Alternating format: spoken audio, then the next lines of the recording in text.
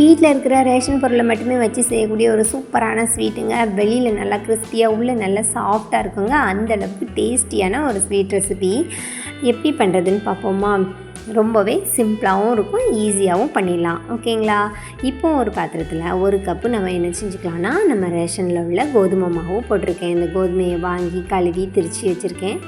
அதை ஒரு கப்பு போட்டிருக்கேங்க. இப்போ அந்த கப்லேயே ஒரு அரை கப்பு நம்ம என்ன செஞ்சுக்கலாம்னா சீனி போட்டுக்கலாம். இதுவும் ரேஷனில் வாங்குகிற சீனி தான். உங்களுக்கு ஸ்வீட் கொஞ்சம் அதிகமாக வேணும்னா வேணால் 3/4 கப்பு போட்டுக்கோங்க. இதுவே நமக்கு கரெக்டான அளவாக இருக்கும். இப்போ அதில் இப்போ ஃபஸ்ட்டு ஒரு அரை கப்பு ஊற்றிருக்கேன். அதுக்கப்புறம் ஒரு அரை கப்பு ஊற்றி அதையும் தண்ணி மிக்ஸ் பண்ணிக்கலாம். முதல்ல மொத்தமாக ஒரு கப்பை ஊற்றிடாதீங்க, அப்புறம் தண்ணி அளவு ரொம்ப அதிகமாக ஏறக்கூடாது. அதனால் கொஞ்சம் பார்த்து நம்ம ஊற்றுற அளவுக்கு மிக்ஸ் பண்ணி எடுத்துக்கலாம். ஓகேங்களா? பாருங்கள், இந்த மாதிரி எடுத்துருக்கேன். இப்போ நம்ம ஒரு மூடி போட்டு ஒரு 10 நிமிஷம் இதை மூடி வச்சுக்கலாம். இது ரேஷன் கோதுமைங்க, ரேஷன் பாம் ஆயில், ரேஷன் சீனி. நீங்களும் உங்கள் வீட்டில் இந்த மாதிரி செஞ்சு பாருங்கள். ஓகேங்களா? இப்போ ஒரு 10 நிமிஷம் கழிச்சதுக்கப்புறம் பாருங்கள், நமக்கு இந்த மாதிரி தான் இருக்குது. நமக்கு ஊற்றுற பதத்துக்கு வேணும். ரொம்ப இட்லி மாவு மாதிரி இருக்கக்கூடாது, தோசை மாவு மாதிரி இருக்கக்கூடாது, இடையில உள்ள ஸ்டேஜில் இருக்கணுங்க. இப்போ ஏலக்காய் தூள் போட்டிருக்கேன். அது கூடவே ஒரு 1/4 ஸ்பூன் சோடாப்பு. இது மட்டும்தாங்க நம்ம அடிஷ்னலாக சேர்த்துருக்கோம். இது கூடவே வேணால் நம்ம தேங்காய் துருவல் சேர்த்துக்கலாம்.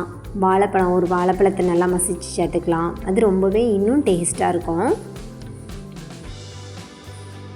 இப்போ நம்ம பாமாயில் ஊற்றி நல்லா சூடானதும் நம்ம ஒரு கரண்டியில் அந்த மாவை எடுத்து அப்படி நைஸாக ஊற்றினோம்னா அழகாக நமக்கு வந்துடும். தன்னாலே மேலே எலும்பி வந்துடுங்க. அதுக்கப்புறம் லைட்டாக திருப்பி போட்டுக்கலாம்.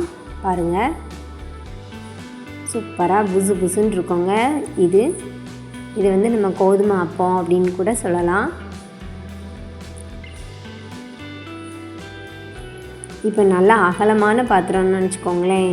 நம்ம ஒரே டைமில் ஒரு 4-5 கூட போட்டு எடுத்துக்கலாம். இது குட்டி பாத்திரங்கிறதுனால போட்டு எடுக்கிறதுக்கு கொஞ்சம் கஷ்டமாக இருக்குது. அவ்வளோதான். நல்ல அகலமான பாத்திரத்தில் ஒரே நேரமாக ஊற்றி கூட எடுத்துக்கலாம்.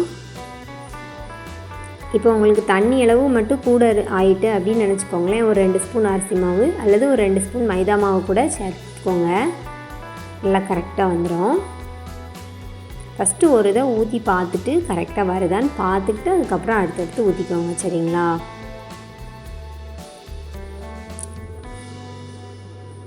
பாருங்கள், சூப்பராக நமக்கு மேலே எலும்பி வரோம். நம்மளே அதை அப்படி திருப்பி போட்டு எடுத்துக்கலாம்.